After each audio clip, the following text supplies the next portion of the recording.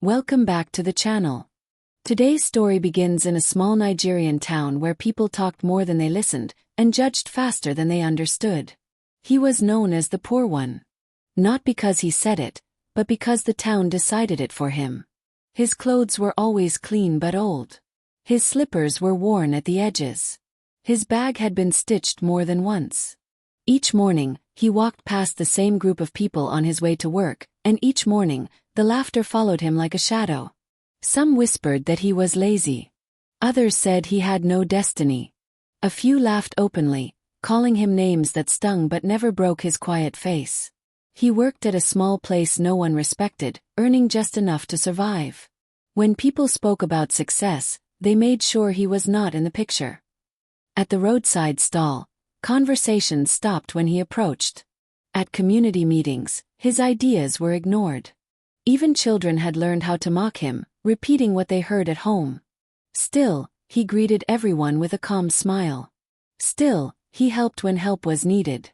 Still, he walked with his head up, even when his heart was tired. There was one woman who watched him closely. She sold food not far from his workplace.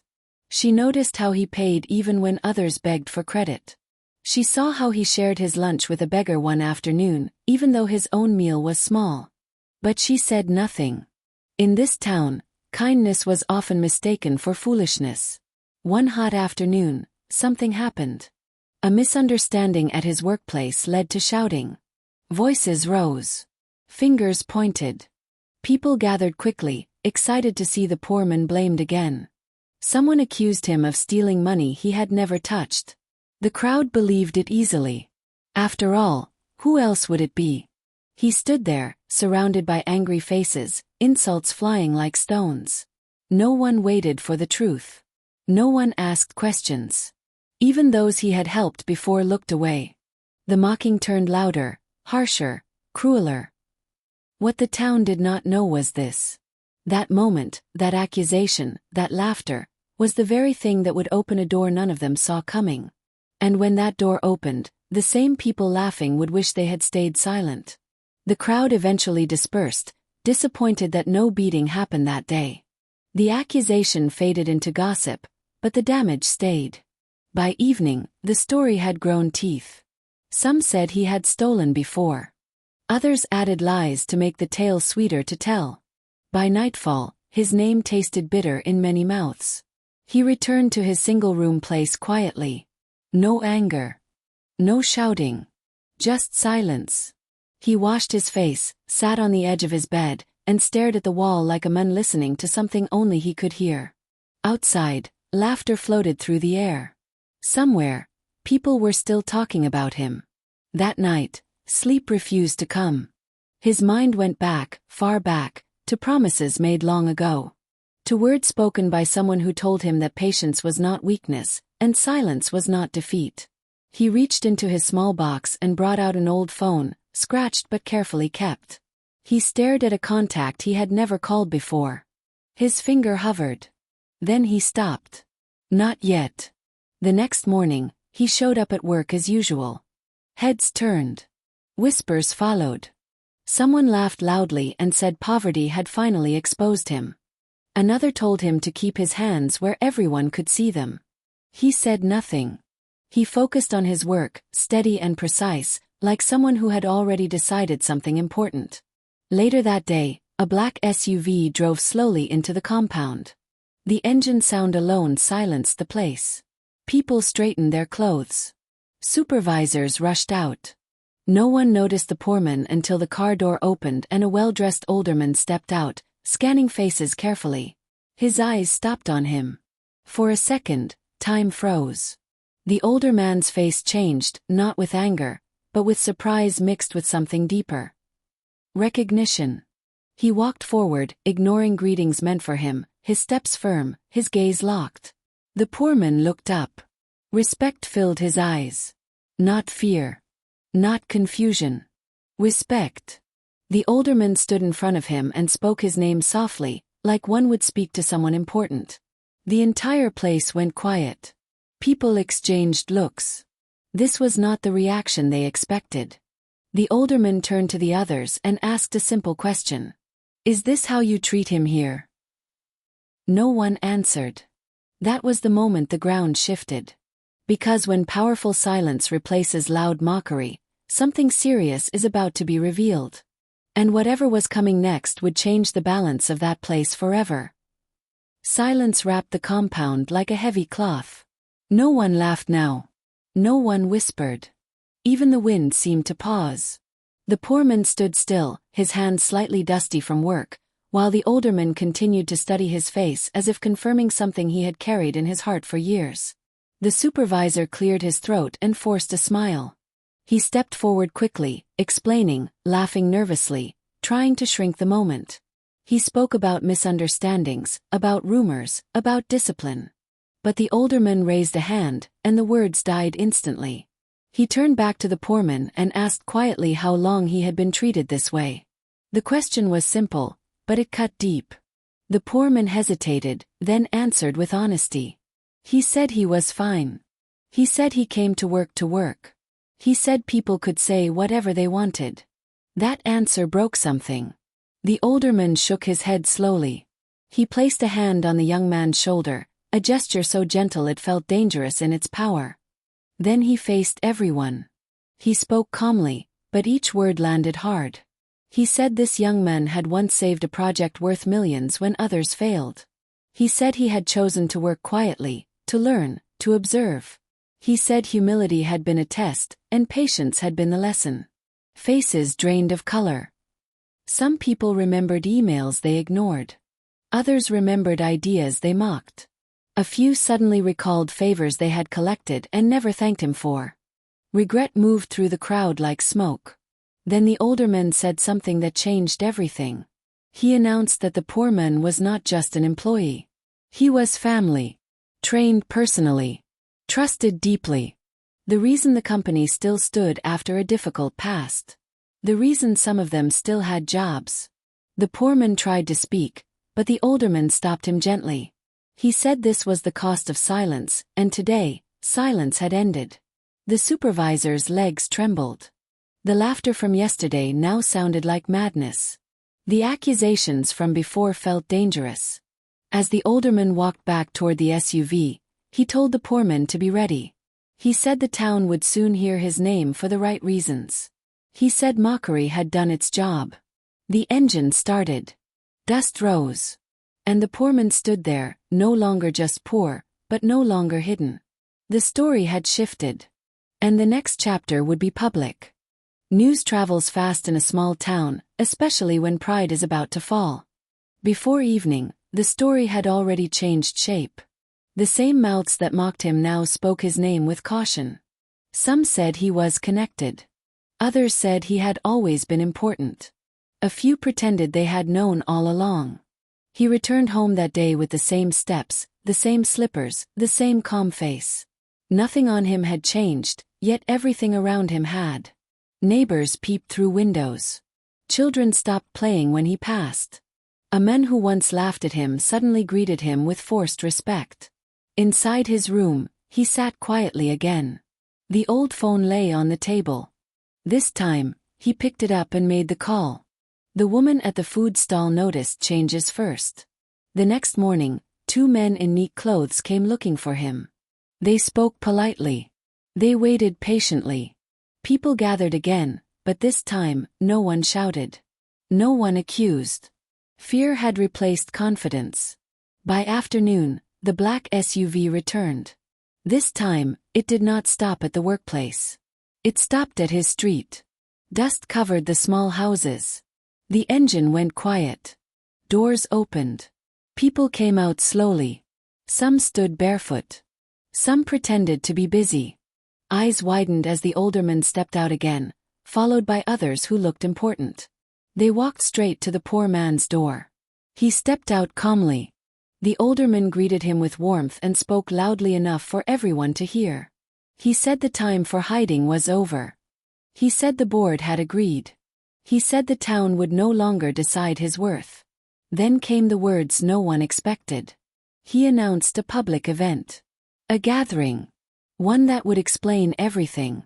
One that would correct lies and restore truth. He invited the town. All of it. Whispers turned to panic. Some remembered insults they threw freely. Some remembered stones of words they could not take back. The woman from the food stall felt her chest tighten, not from fear, but from relief. As the SUV drove away, the poor man remained standing, surrounded by silence again. But this silence was different. It was heavy with waiting. Because when truth is about to be revealed, even mockers begin to pray. And the town was about to sit down and listen. The day of the gathering arrived like a storm that warned before it struck. Chairs were arranged in the town hall. Banners went up quietly. No music played. No celebration mood filled the air. People came dressed carefully, not knowing whether they were attending good news or their own judgment. He arrived early. Still dressed simply. No designer clothes. No loud entrance. He sat at the back and watched the town take its seats. Faces he recognized. Faces that once laughed. Faces that once looked away when he needed fairness. Now they avoided his eyes. The woman from the food stall sat close to the front. Her hands were folded tightly. She did not know why she felt nervous, but she felt proud too. When the older man entered, the room stood. Respect filled the space like incense. He greeted them briefly and took his place. Then he spoke. He talked about value. About how society often mistakes noise for worth and silence for weakness. He talked about tests that look like suffering. Then he called the poor man forward. The walk to the front felt longer than it was. Each step echoed with memories. Each face carried a past moment. When he reached the front, the older man stepped aside and gave him the floor. He spoke calmly. No anger. No revenge. He told them how he came to the town with a simple goal. To learn. To grow. To observe people without titles or fear. He spoke about the insults, the false accusation, the laughter. Not to shame them, but to explain the cost of careless words. Then the truth landed. He revealed that he was a co-owner in the company. That his poverty was not lack, but choice. That the town had been his classroom. A place to measure character, not wealth. Murmurs broke out. Some people shifted in their seats. Some bowed their heads. The supervisor was not present. He ended with one sentence that felt heavier than a shout. He said respect should come before riches. The hall stayed quiet long after he finished. No applause came at first. Then slowly, hands began to clap. Not loudly. Not proudly. But honestly. And in that moment, the poor man was no longer poor. He was understood. The gathering ended without celebration. People left quietly, carrying thoughts heavier than the chairs they sat on. Outside, conversation started in low tones. Some defended themselves. Some blamed others. A few accepted shame without argument. He stepped outside and felt the air differently. Not lighter. Just clearer. The woman from the food stall approached him slowly. She thanked him for speaking without bitterness. She said his silence had taught more than shouting ever could. He smiled and nodded, saying kindness was never wasted, even when misunderstood. Changes followed quickly. At work, systems shifted. Faces changed. Apologies came, some sincere, some forced. He accepted them all the same way, without pride. He did not return insults. He did not remind anyone of the past. That confused people more than anger would have. The supervisor was removed quietly. No announcement. No drama. Just absence. In the town, children stopped mocking. Parents corrected themselves mid-sentence. Some people tried too hard to be friendly. Others stayed away, unsure how to behave around someone who had survived ridicule without breaking. One evening, he visited the food stall again. He paid for everyone there. When questioned, he said hunger should never wait for pride. The woman laughed softly through tears. But not everyone changed. A few still carried resentment. They said he had tricked them. They said he deserved what he got for hiding the truth. They gathered in corners, keeping bitterness alive like a small fire. He heard the rumors and did nothing. Then something unexpected happened. A project meant to bring development to the town was announced. Roads, jobs, training. The older man's company was behind it. And the poor man was placed in charge. This time, eyes followed him differently. Expectations replaced mockery. Pressure replaced laughter. On the first day of inspection, he stood in the open field where construction would begin.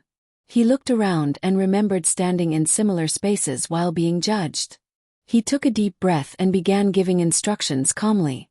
Some people watched with hope. Some watched with fear. Because power in the hands of the patient is dangerous to those who once abused it.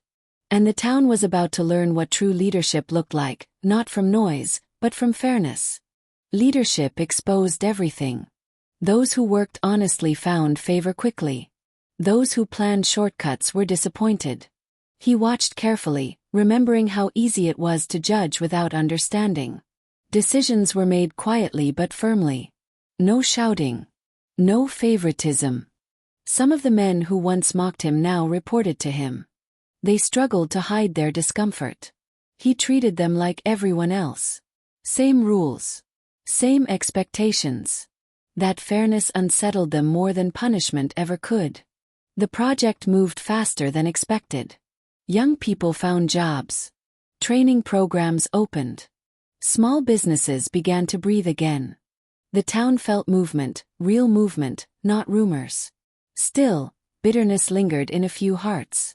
One afternoon, a complaint reached him. A group accused him of favoring the woman from the food stall. They said she received benefits others did not. The accusation spread quickly, sharp and familiar. Old patterns trying to return. He called for a meeting immediately. When everyone gathered, he asked the woman to stand. Fear shook her hands. He asked her to speak. She explained her role, her work, her records. Everything was clean. Then he addressed the crowd. He reminded them how easily lies grow when people refuse to ask questions. He reminded them of another false accusation not long ago. Silence fell. The accusers shifted uncomfortably. Then he did something unexpected. He promoted one of the loudest complainers. Gave him responsibility. Gave him trust. The crowd murmured in confusion. He explained that change was proven through opportunity, not punishment. He said people rise when trusted, or fall by their own actions. The promoted man froze, then nodded slowly. From that day, something broke in the town. Not pride. Fear. People realized he was not ruling from pain. He was ruling from understanding. That made him unpredictable. At night, alone in his room, he thought about the cost of patience. He thought about the moment he almost made that call long ago. He realized mockery had been a test, not just for him, but for everyone around him. The town slept, unaware that its biggest lesson was almost complete. Because sometimes, the person you laugh at is the one deciding your future. Progress invited attention. Outsiders began to visit the town. Officials. Investors. Observers. People who asked questions and took notes. The town was no longer invisible, and that made some people proud and others nervous. With attention came pressure. One evening, a document went missing. Important papers tied to the development project vanished from a locked office. By morning, rumors had already chosen their target. His name. They said power had changed him. They said he was now taking what he once pretended not to want. The words moved fast, carried by the same mouths that once laughed at his slippers. He did not panic. He called for calm and ordered a quiet investigation. No shouting. No arrests. No public accusations. That restraint angered some people. They wanted drama. They wanted punishment. By night, the missing document was found. Hidden. Planted. Evidence pointed clearly toward someone close. Someone trusted. Someone who smiled easily. When confronted, the person broke down. Tears. Excuses. Fear. He confessed to trying to frame him, hoping to drag him down before outsiders arrived. The town gathered again. This time, the air was thick with shame. Not his. Theirs. He spoke slowly. He said power reveals what lies beneath character. He said leadership was not about revenge. Then he did something that shocked everyone. He forgave the man publicly. Not without consequence. The man was removed from the project and sent for training elsewhere. But he was not destroyed. The crowd struggled to understand. They wanted fire. They got water. That night, people talked differently. Not about wealth. Not about status. About discipline. About restraint. About a man who refused to become what hurt him. At home, he sat alone again. The same room. The same chair. Only the silence had changed. He smiled faintly. Because he knew the final lesson was near. The town had mocked him for being poor. Now it was learning the cost of small minds. And the story was almost ready to close. The town woke up quieter than usual. Not from fear, but from reflection. People walked slower. Greetings felt softer. The lessons had settled into bones, not just ears. Children who once laughed now watched him with curiosity. Some waved. Some smiled shyly. He waved back, understanding how easily behavior is borrowed from adults. The development project reached its final stage. Roads smoothed out. Training centers opened. Jobs stabilized families that once depended on chance. The town was no longer surviving. It was building. On the day of the final inspection, officials praised the leadership openly. They spoke about transparency, patience, and fairness. They asked him how he managed a town that once doubted him. He answered simply. He said pain taught him how not to lead. That answer stayed with people longer than applause. Later that evening, he visited the grave of someone important to him. Someone who taught him silence before strength. He stood there quietly and spoke words only the earth heard. He said the test was over. He said the town had passed, even if imperfectly. As he turned to leave, the woman from the food stall met him there. She told him she planned to expand her business and employ others. She thanked him again, not for money, but for dignity. He nodded, proud without pride. Back in the town, people prepared for a final gathering. Not organized by power, but by gratitude. No banners. No speeches planned. Just presence. When he arrived, they stood. Not because he demanded it, but because respect had finally grown roots. An elder stepped forward and apologized publicly. Not just for himself, but for the town. He said they judged a book by its cover and paid in ignorance. He listened quietly. He accepted. Because forgiveness does not erase memory. It redeems it. And as night fell, the town understood something it would never forget. The man they mocked for being poor had given them something richer than money. He had given them themselves. The town did not return to who it used to be. It became quieter in pride and louder in conscience. People learned to look twice before laughing, to ask before accusing, to listen before judging. Change did not announce itself. It settled gently. He prepared to leave. The decision surprised many. Some thought leadership meant staying forever. He explained that his role was never ownership of the town, but stewardship of a moment. He had come to reveal character, not to rule it. On his last morning, he walked the familiar road slowly. The same streets where he once heard laughter now offered greetings filled with respect. The same doorways that once hid whispers now held open smiles. At the food stall, the woman handed him a wrapped meal. He paid double. She refused the extra money. He smiled and left it anyway. Some lessons should remain gifts. The black SUV arrived quietly. No sirens. No crowd chasing it.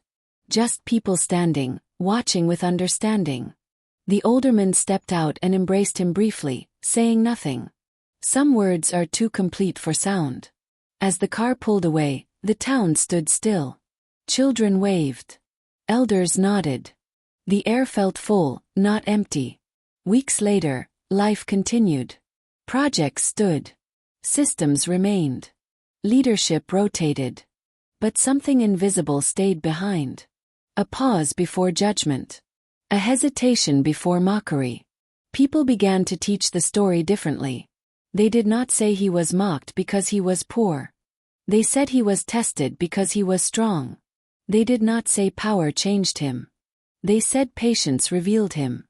And when someone laughed too quickly at another person's struggle, someone else would quietly say, "Remember him." That was his legacy. Not wealth. Not position. But awareness. Because the greatest change is not when a man rises, but when a town learns to rise with him. And that is how mockery lost its voice.